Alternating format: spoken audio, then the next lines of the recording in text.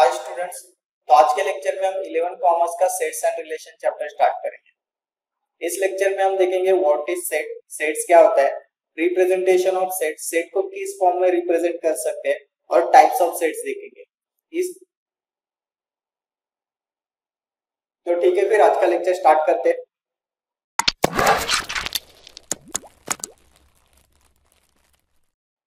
तो first point, set क्या होता है वो समझने के लिए ये कंसेप्ट है, ये पूरा लिखा है वो समझते हैं। In everyday life we generally talk about a group or a collection of objects. Okay, surely you must have used the word such as a team. Team क्या होता है, bouquet क्या होता है, bunch, flock, family for the collection of different objects. अगर team बोलोगे तो इसमें अलग अलग प्लेयर आएंगे। एक टीम, एक से टीम नहीं बनेगी, बहुत सारे प्लेयर लगेंगे। जैसे कि क्रिकेट टीम में 11 प्लेयर होते हैं, उस हिसाब से बुके मतलब इसमें अलग अलग फ्लॉर्स आएंगे। ओके, उसका एक ग्रुप बनाएंगे, इसे कहेंगे सेट। बट सेट में हर एक कलेक्शन सेट्स नहीं होता है, हर एक कलेक्शन सेट्स नहीं होता है। उसको समझने के लिए ये एग्जांपल देखते हैं। इसमें आइडेंटिफाई करना है कि क्या क्या सेट है या नहीं है। पहला जो है successful person in a city. समझो एक सिटी में ऐसे पर्सन है A B C D E. Okay, इनका एक ग्रुप बना है। ओके, तो मैं बोलूंगा कि इसमें ए बी सी डी ई, इसमें से ये सक्सेसफुल है। ओके, बाद में एक स्टूडेंट हाथ उठाएगा और बोलेगा कि नहीं सर, मेरे हिसाब से तो ए सी और ई सक्सेसफुल पर्सन है, तो मेरे हिसाब से अलग है और स्टूडेंट के हिसाब से अलग है, तो ये सेट नहीं हो सकता है। Okay, happy people in a term, ये भी सेट नहीं बनेगा, क्योंकि कौन हैप्पी है कौन हैप्पी नहीं है वो रिलेटिव कंसेप्ट है, डिपेंड है। Clever students in a class, ये भी सेट नहीं होगा, क्योंकि एक टीचर के हिसाब से 10 स्टूडेंट क्लेवर्स हो सकते हैं, एक टीचर के हिसाब से 9 स्टूडेंट क्लेवर्स हो सकते हैं, बता नहीं सकते। बट अगर डेज इन अ वीक ऐसा बोला तो इसके लिए आपको पता है कि मंडे ट्यूसडे वेडनेसडे ये सब आएंगे, कहाँ तक, संडे तक जाओगे। ठीक है, अब इसमें कोई क्वेश्चन नहीं उठा सकते, कोई भी स्टूडेंट आके नहीं बोलेगा सर इतने डेज नहीं हो सकते। ओके, तो इस केस में ये बन जाएगा सेट, ये बन जाएगा set. Okay, first 5 natural number. अब नेचुरल नंबर सबको पता है 1 2 3 4 5, ये फर्स्ट 5 नेचुरल नंबर है, इसमें भी कुछ क्वेश्चन नहीं आएगा, तो ये भी सेट है। ओके, ये रिलेटिव कंसेप्ट नहीं है, ये depend on person to person नहीं है। ठीक है, नेक्स्ट सेट की डेफिनेशन देखते हैं। एक्चुअल सेट क्या होता है, a collection of well defined object. यहाँ पे ये कंसेप्ट इंपॉर्टेंट है, ये वर्ड इंपॉर्टेंट है, well defined object. Okay, well defined मतलब हर एक के हिसाब से वो डिफाइंड होना चाहिए। जैसे कि days in a week, Monday Tuesday up to Sunday, इसको कोई भी क्वेश्चन नहीं कर सकता कि बाबा ये सेट नहीं है, मतलब ये अलग हो सकता है, इसके जगह कुछ अलग लिख सकते हैं, कोई भी क्वेश्चन नहीं करेगा। फर्स्ट 5 नेचुरल नंबर, इस पे भी कोई क्वेश्चन नहीं करेगा कि 1 2 3 4 5 के जगह में 10 9 ऐसे कुछ लिखो, क्योंकि यहाँ पे फर्स्ट 5 नेचुरल नंबर लिखे। ओके, इसके वजह से ये वेल डिफाइंड इंपॉर्टेंट है। A collection of well-defined object is called set. Object in a set is called its element or member. जैसे कि ये सेट है, तो ये सेट हुआ और इसके अंदर जो है इसको कहेंगे हम इसके एलिमेंट्स। ये मंडे ट्यूसडे संडे ये इसके एलिमेंट है, 1 2 3 4 5 ये हो गए एलिमेंट, इसे हम कहेंगे elements. We denote sets by capital letter ABC. Sets को capital letter से denote करेंगे। The element of the sets are represented by the small letter A, B, C, X, Y, Z. Small letter से element indicate करेंगे। Example लेते हैं, समझो मैंने एक A सेट बनाया तो उसको नाम दूंगा कैपिटल A और उसमें A, B, C ऐसे लिखूंगा। Therefore, A is a set and A, B, C are element. If X is an element of A, समझो एक एग्जांपल लेते हैं, एक सेट बनाते हैं उसमें X, Y, Z लिखते हैं।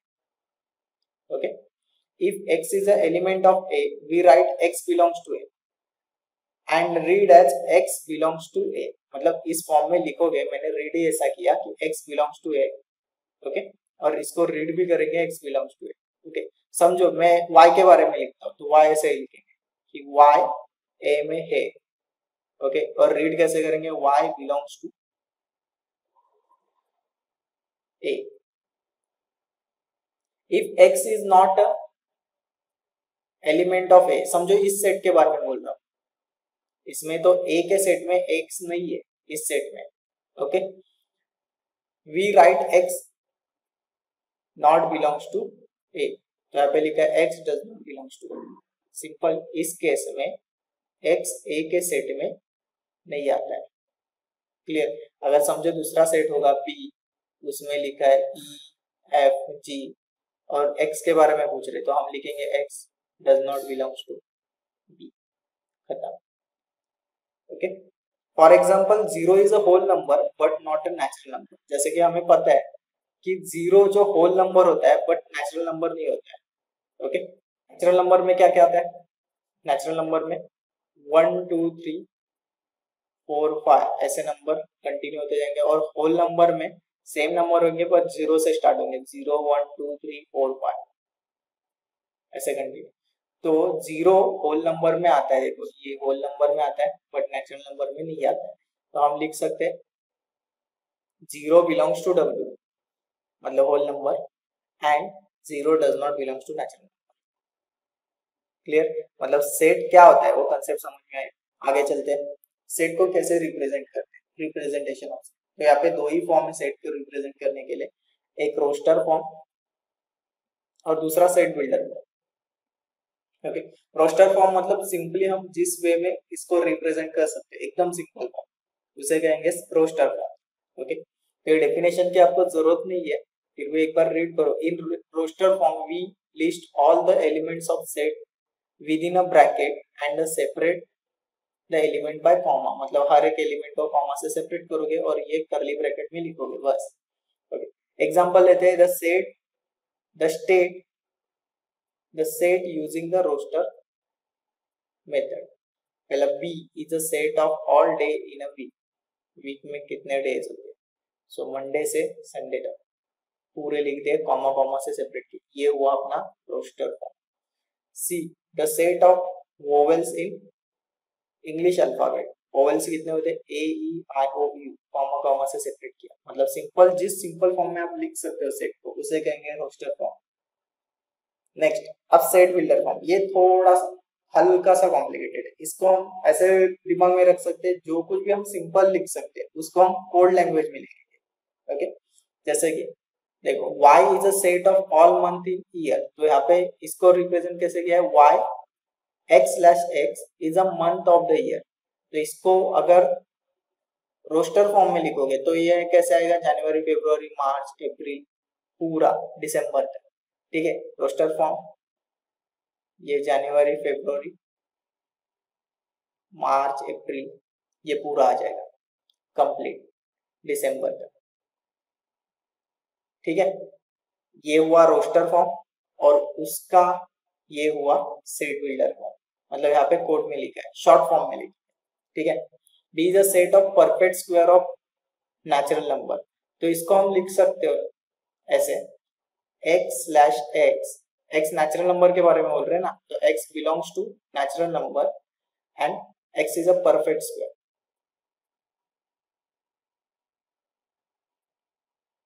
ये हुआ सेट बिल्डर फॉर्म, कोड में लिखा शॉर्ट फॉर्म, ओके। अगर मुझे इसको सेट रोस्टर फॉर्म में लिखना है सेम, तो परफेक्ट स्क्वायर कितने आते हैं, पहले क्या आएगा 1 आता है, उसके बाद 2 का 4 आएगा, 3 का 9 आएगा, बाद में 16 25 ऐसे नेचुरल नंबर में अनलिमिटेड परफेक्ट स्क्वायर जाए इंफिनिटी, क्लियर इतना, ओके।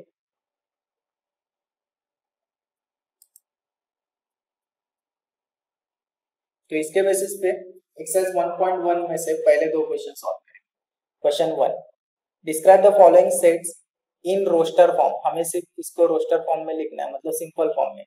पहला दिया x/x is a letter of the word marriage, तो इसका समझो मैंने ए सेट एज्यूम किया, तो letters of the word marriage, तो इसमें पहला लेटर तो मुझे M दिख रहा है, उसके बाद A दिख रहा है, उसके बाद डबल आ रहा है, उसकी जगह एक ही R, बाद में I आ रहा है, फिर से A आया, देखो ये A रिपीट हुआ तो एक ही बार हम A लिखेंगे, डबल रिपीट नहीं करेंगे, बाद में G, खत्म, रोस्टर फॉर्म खत्म, एकदम सिंपल। ओके, अब इस सेट को हम B नाम देते हैं। पहले पढ़ते हैं क्या, x/x is an integer between -1/2 to 9/2। x कहाँ पे, -1/2 से बड़ा है और 9/2 से छोटा है, मतलब इन दोनों के बीच में। और इंटीजर मतलब कंप्लीट नंबर होते हैं, माइनस प्लस जीरो पकड़ के पूरे कंप्लीट नंबर, जैसे कि इंटीजर ऐसे आएंगे -3, -2, -1, 0, 1, 2, 3, ये यहाँ तक माइनस इंफिनिटी तक जाएगा और यहाँ तक प्लस इंफिनिटी तक जाएगा। कितने नंबर है पता नहीं, इनफाइनाइट तक जाएंगे, इसे कहेंगे इंटीजर। तो ये जो 1/2 और 9/2 दिया, दीज आर रैशनल नंबर, ये इंटीजर्स नहीं है। क्लियर, हमें क्या करना है, -1/2 से 9/2 तक इंटीजर ढूंढना है। तो इसके लिए क्या करते हैं, -1/2 मतलब 0.5 होता है, इसको हम -0.5 लिखेंगे, और 9/2 मतलब 9 को 2 से डिवाइड करोगे तो 4.5 आएगा। तो इन दोनों के बीच में जो इंटीजर आते हैं कंप्लीट नंबर, वो देखेंगे। 0.5 के बाद पहला नंबर आएगा 0, उसके बाद 1 आएगा, उसके बाद 2, 3, 4, बस 4 के बाद 5 आता है, पर हम 4.5 के आगे चल रहे तो इतना है, 4 तक ही रुकेंगे। सो 0, 1, 2, 3, 4, ये हुआ इसका roster form.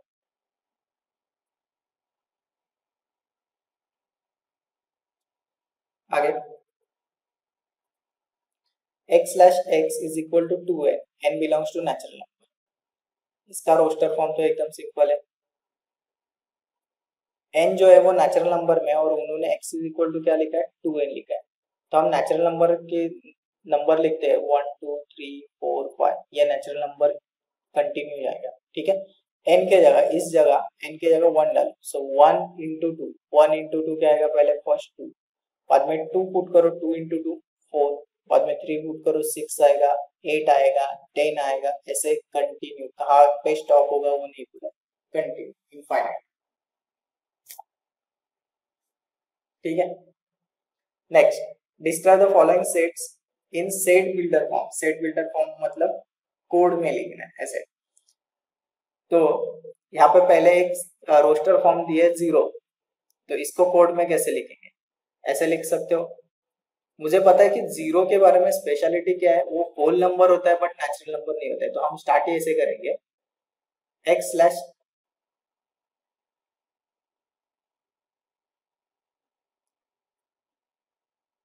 x/x belongs to whole number, x does not belongs to natural number, खत्म। मतलब मैंने बोल दिया ये 0 है, ऐसा नंबर जो होल नंबर में आता है बट नेचुरल नंबर में नहीं आता है, तो ऐसा एक ही नंबर है 0।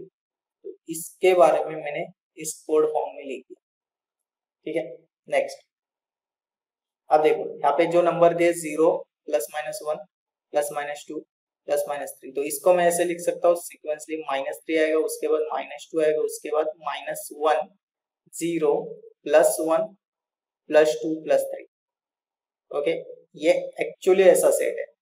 तो माइनस से प्लस तक जो नंबर होते हैं उसको हम इंटीजर से रिप्रेजेंट करते हैं, इंटीजर्स बोलते हैं। और इंटीजर्स कैसे लिखते हैं, जेड फॉर्म में। ठीक है, तो पहला ही कोड में ऐसा आएगा, पहले ऐसे कोड में आएगा x/x बिलोंग्स टू इंटीजर। ठीक है, बट सबके सब इंटीजर है क्या, इनफाइनाइट तक इंटीजर नहीं दिया। ओके, एक लिमिट दिया है कि -3 से स्टार्ट होगा, +3 तक 8 होगा। तो यहाँ पे लिख सकते हो कि -3 से x स्टार्ट होगा और +3 तक 8 होगा। ठीक है, मतलब x जो है वो -3 और 3 के बीच में, इंक्लूडिंग -3 और +3, इंक्लूडिंग के लिए मैंने ये इक्वल टू साइन दिया है यहाँ पे। ओके, नेक्स्ट क्वेश्चन 3, इसमें कुछ अलग ही नंबर दिए, 1/2, 2/5, 3/10, 4/17, 5/26, 6/37, 7/50। इसमें एक सीक्वेंस क्रिएट किया, एक पैटर्न है। एक एग्जांपल देता हूँ, इसके आगे का नंबर मैं बताता हूँ तो आपको समझ में आएगा। 8/65, इसके आगे का नंबर आएगा 9/82। तो आपको पैटर्न शायद समझ में आया हो। ओके, इसमें जो पैटर्न है, जो एक्चुअली जो मैंने ये लिखा वो किस वे से लिखा, ये होता है 8/8² + 1। इसको लिख सकते हो 9/9² + 1, नीचे 82 आएगा। सिमिलरली ये 4 जो है, 4 को लिखोगे 4/4² + 1। समझो ये ऊपर वाले नंबर है, इसको हमने x एज्यूम किया, तो ये फॉर्मेट बन जाएगा x/x² + 1। समझा? ये x जो ये कुछ भी नंबर है उसको हमने x के फॉर्मेट में लिख दिया, तो x/x² + 1 हो जाएगा। ठीक है, तो इसको लिखते समय ऐसे लिखूंगा x/x, सबके सब जो x है ऊपर वाले नंबर है वो नेचुरल नंबर है, तो लिखूंगा belongs to natural number, zero नहीं है तो नेचुरल नंबर है। ओके, बट यहाँ पे जो वैल्यू जो आ रही है ये कैसे आ रही है, x/x² + 1 से आ रही है। ठीक है, चलो आगे का कंसेप्ट करते हैं। नेक्स्ट कंसेप्ट में हमें सीखना है number of elements of the set. ये इजी कंसेप्ट है। जैसे कि ए में 1 2 3 4 4 एलिमेंट्स है, तो इसका नंबर बन जाएगा n of a = 4। एक एग्जांपल लेते हैं, और एक b = समझो मैंने a b c d e लिखा, तो इसका n of b बन जाएगा 5। 5 क्यों? 5 एलिमेंट्स है 5। क्लियर? वैसे ही नंबर ऑफ एलिमेंट काउंट करो और उसका number of elements in set लिख सकते हो, n of b, n of c, n of a, जो कुछ भी होगा। Next, types of set. Types of set में फर्स्ट सेट है एम्प्टी सेट। एम्प्टी सेट मतलब ऐसा सेट जिसमें कुछ भी नहीं है, पूरा खाली है। Okay, the set containing no element is called empty set, is called an empty set और null set, and it is denoted by the symbol phi। इस सिंबल से डिनोट करते हैं phi, और इससे भी इंडिकेट करते हैं। इसको हम वॉइड सेट भी कह सकते हैं और नल सेट भी, दो टाइप के नाम होते हैं। ओके, इसके लिए एक एग्जांपल दिया है, x/x belongs to natural number 1 और 2 के बीच में। सो 1 और 2 के बीच में कौन सा नेचुरल नंबर आता है? तो कौन सा भी नेचुरल नंबर नहीं आएगा। आप बोलोगे 1.5 आएगा, but 1.5 is not a natural number, ये रैशनल नंबर में जाएगा। सो 1 2 के बीच में एक भी नेचुरल नंबर नहीं आता है। तो इस केस में n of a जो बनता है n of a is equal to 0 आएगा। ओके, इसके वजह से ये बन गया empty set. Clear? Singleton set. Singleton set नाम से ही पता चल रहा है, अगर किसी सेट में एक ही एलिमेंट होगा तो उसे कहेंगे singleton set. A set containing only one element is called singleton set. Let A be the set of all integers which are neither positive nor negative. For example, A is equal to 0। तो यहाँ पे n of a क्या बन रहा है, एक ही element आ रहा है तो 1, इसे कहेंगे singleton set. Finite set. Finite set मतलब उसके एलिमेंट आप काउंट कर सकते हो, गिन सकते हो एलिमेंट, तो उसे कहेंगे finite set. A set in which the process of counting of element come to end is called as a finite set। come to end मतलब कहीं पे तो end होगा उस एलिमेंट का, उसे कहेंगे finite set. the set of letters in a word beautiful, तो BEAUTIFL, n of a कितना हो जाएगा 8, इसको हमने काउंट किया तो इसके वजह से ये फाइनाइट सेट हुआ। This is finite set. Infinite set. Infinite set मतलब जिसके हम काउंट नहीं कर सकते, जिसको आप पूरी तरह काउंट नहीं कर सकते, n of a n of b नहीं बता सकते, इसे कहेंगे infinite set. The set which is not finite is called infinite set of all natural numbers। समझो मुझे ये सेट बनाना है तो मैं क्या करूंगा, a सेट लिखूंगा। नेचुरल नंबर कितने आते हैं, 1 2 3 4 5 6 7 8, ऐसे कहाँ तक जाएंगे पता नहीं। तो इस केस में अगर n of a में लिखने जाऊंगा, क्या लिखूं, इनफाइनाइट, कुछ नहीं लिख सकता, तो इसके लिए इनफाइनाइट सेट। सम डेफिनेशन। ये एक्चुअली टाइप्स ऑफ सेट ही है, सम डेफिनेशन मतलब आगे का पार्ट है। देखते क्या है, पहले लिखा इक्वालिटी ऑफ सेट, या फिर इसे कहेंगे इक्वल सेट। सेट इक्वल क्या कब होगी? Two sets are to be equal if they contain same element. That is, A is a subset of B and B is a subset of A. Okay. A B का subset है, B A का subset है, मतलब दोनों में same element है. For example, let X be the set of the letters of the word Abba and Y be the set of the letters of the word Baba. Okay. तो A में A भी आएगा, A भी एक ही A लिखेंगे और एक ही B लिखेंगे. Y में B A आएगा, एक बार B लिखेंगे एक बार A लिखेंगे, तो दोनों में एलिमेंट का सीक्वेंस अलग है. ओके. A पहले लिखा है, B बाद में लिखा है, यहाँ पे B पहले लिखा है, A बाद में लिखा है. Thus the set X and Y are the equal set and we denote X equal to Y. तो दोनों में एलिमेंट सेम है, तो X equal to Y आ जाएगा. इक्विवेलेंट सेट, इक्विवेलेंट सेट और इक्वल सेट में कंफ्यूज मत होना. इक्वल सेट मतलब एलिमेंट सेट और इक्विवेलेंट सेट मतलब नंबर ऑफ एलिमेंट्स है. जैसे कि A में DOME आता है और B में RACK, ये इक्वल सेट नहीं है. A is not equal to B, but इस केस में N ऑफ A अगर करोगे तो 4 आएगा और N ऑफ B करोगे तो ये भी 4 आएगा. तो इस केस में N of A is equal to N of B बन रहा है, तो ये बन गए इक्विवेलेंट सेट. Equivalent set. ठीक है. सबसेट, सबसेट क्या होता है?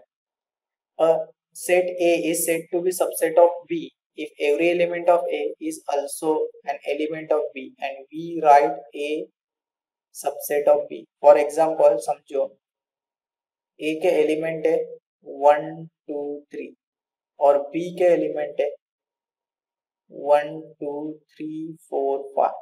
ओके. देखो, every element of A is a element of B, तो A is a subset of B. तो सुपर सेट क्या होता है? सुपर सेट मतलब B A का सुपर सेट हुआ. ओके. समझो ये बाप है इसका और ये बेटा है. ओके. जो बेटा होता है ये सबसेट होगा और बाप होता है वो सुपर सेट होगा. Simple. If A is a subset of B, then B is called as a superset of A and we can write B is superset of A. इस फॉर्म में लिख सकते हो. ओके. बाद में प्रॉपर सेट क्या होता है? प्रॉपर सेट मतलब and a non-empty set A is said to be proper subset of set B if all elements of set A are in a set B and at least one element of B is not in A. Okay, इसको समझने के लिए और एक छोटा सा example बढ़ाते हैं. ये जो A है ये एक्चुअली इसका सबसेट भी है और ये प्रॉपर सेट भी है. समझो समझो एक एग्जांपल इसी को ही एक्सटेंड करते हैं. A में अगर इनकेस 1 2 3 4 5 ये एलिमेंट होते और B में अगर 1 2 3 4 5 सेम ही एलिमेंट होते, तो इसको मैं कह सकता था A is a subset of B. इसको मैं कह सकता था A is a subset of B, but ये इसका प्रॉपर सबसेट नहीं है. प्रॉपर सबसेट कब होगा? जब A में ऐसा एक एलिमेंट तो कम होना चाहिए.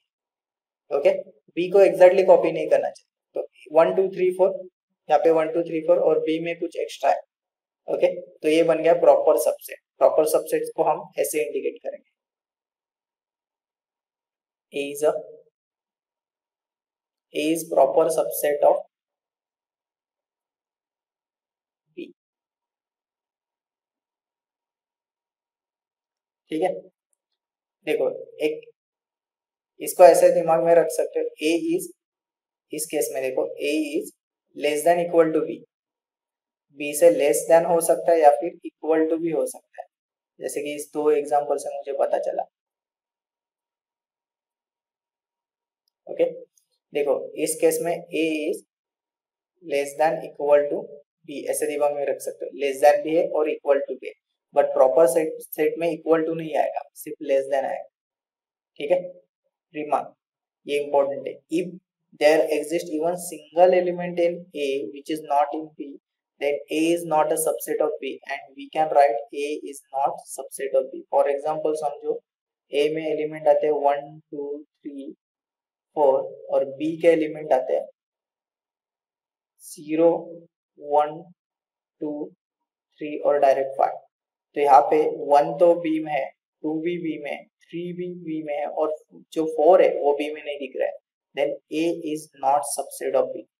तो एक भी एलिमेंट अगर बी में नहीं होगा तो A is not subset of B. Universal set, universal set मतलब सेट की दुनिया पूरी, ओके, पूरे सब सेट के लिए वो पूरी दुनिया है। ओके, एक इसके लिए एक एग्जांपल लेते हैं साइड में। यूनिवर्सल सेट को हम यू और एक्स से इंडिकेट कर सकते हैं, एक्स से इंडिकेट करते हैं। समझो इसमें 1 2 3 4 5 6 7 8 9 10 यहाँ तक एलिमेंट आते हैं और मैंने नीचे ए सेट लिख दिया, उसमें 1 2 3 4 एलिमेंट आते हैं। बाद में बी सेट लिख दिया, उसमें 4 5 6 7 एलिमेंट आएंगे और सी सेट और एक बना है उसमें 8 9 10 आता है। तो देखा, A is a subset of X, A के सारे एलिमेंट बी में, बी के सारे एलिमेंट एक्स में, सी के सारे एलिमेंट एक्स में। तो ए बी सी के लिए पूरी दुनिया है ये, इसे कहेंगे universal set. Clear? So x is a universal set. तो उन्होंने एक एग्जांपल अच्छे से दिया है और रीड करते हैं। The set of natural number and set of integer are the subset of the set of real number. Thus, this discussion R is a universal set. Real number सबसे बड़ा होता है, रियल नंबर सबसे बड़ा था, उसके नीचे नेचुरल नंबर आएंगे, उसके नीचे उसमें इंटीजर्स आएंगे। ओके, सो इन दोनों के लिए ये R जो है ये यूनिवर्सल सेट बन जाए। बाद में पावर सेट, पावर सेट क्या होता है? पावर सेट के लिए एग्जांपल लेते हैं। समझो आपको एक सेट दिया है ए बी, इसका पावर सेट मतलब इसके कितने सेट्स आ सकते हैं, सबसेट आ सकते हैं, उसे कहेंगे power set. Okay, example P of A, इसका पावर सेट बनाने के लिए आपका एक ए सेट आएगा, बाद में बी सेट आएगा और ए बी भी आएगा, इसमें और एक ऐड कर सकते हैं empty set. Empty set is a subset of every set. Okay, एक एग्जांपल समझो और एक एग्जांपल लेता हूं। समझो मुझे एक सेट दिया है ए 1 2 3, इसमें हम फिर से सब रिवाइज करेंगे। इसका सबसेट 1 आ सकता है, बाद में 2 आ सकता है, 3 भी आ सकता है। ओके, और एक कॉम्बिनेशन कर सकते हो 1 2 आ सकता है, बाद में 2 3 आ सकता है और 1 3 भी आ सकता है, 1 3। ओके, फाइनली 1 2 3 भी आ सकता है। ये जो बन गए ये सब इसके सबसेट है, इसके, और ये सुपर सेट, ये सुपर सेट, ये सबसेट। क्लियर? अब देखो, अगर इसमें से 1 2 3 मैंने कम कर दिया, इसको मैंने हटा दिया, तो ये बन गए सब proper set, proper subset. Okay, proper subset मतलब इसको इक्वली कॉपी नहीं कर रहे। ओके, कुछ तो एलिमेंट है जो इनमें मिसिंग है, जैसे 1 यहाँ पे 1 ही कॉपी कर रहे हैं, 2 ही कॉपी कर रहा है, 3 कॉपी कर रहा है, 1 2 कॉपी कर रहा है, 2 3 1 3 कॉपी कर रहा है, ये बन गए सुपर सेट। तो प्रॉपर इसके एक सेट के कितने सबसेट बन सकते हैं उसके लिए ये कैलकुलेशन है। अगर आपके एलिमेंट n है, जैसे कि ये n इज इक्वल टू 3, तो आपके सबसेट 2:n बनने चाहिए, जैसे कि 2 का क्यूब यहाँ पे सबसेट 8 बनने चाहिए, 2 का क्यूब 8 आता है, तो यहाँ पे सबसेट टोटल 8 बनने चाहिए। तो यहाँ पे कितने सबसेट बनते हैं चेक करते हैं, ये 1 2 3 4 5 6 7, इसका मतलब कुछ तो मिसिंग। अब मिसिंग क्या है? जो मिसिंग है वो ये empty set, because empty set is a subset of every set। ठीक है, तो अगर आपको किसी भी एक सेट के सब सबसेट, ऑल पॉसिबल सबसेट निकालने को बोलेंगे, तो आप empty से स्टार्ट करोगे। empty बाद में वो एलिमेंट के जितने कॉम्बिनेशन हो सकते हैं वो लिखोगे। ठीक है, यहाँ तक? तो इसके बेसिस पे एक क्वेश्चन है, इफ एक्सरसाइज 1.1 में question number 11, if a is 1 2 3 write the set of all possible subset of A. तो अभी मैंने जो सॉल्व किया था वही आंसर आएगा उसका। आप ए सेट लिखोगे 1 2 3 और उसके पॉसिबल सबसेट, पावर सेट, इसको हम पावर सेट भी कह सकते हैं, पी ऑफ ए। इसमें फर्स्ट आएगा 5 एम्प्टी, उसके बाद 1, उसके बाद 2 3, बाद में 1 2 2 3 1 3 और फाइनली 1 2 3 आएगा। ओके, और ब्रैकेट क्लोज करेंगे। ये हुए इसके ऑल पॉसिबल सबसेट मतलब पावर सेट। अगर इन केस में आप यहाँ पे बोलते कि पावर सेट लिखो इसका, तो ये सेम आंसर आता है एग्जैक्टली। क्लियर? तो आज के लेक्चर के लिए इतना ही काफी।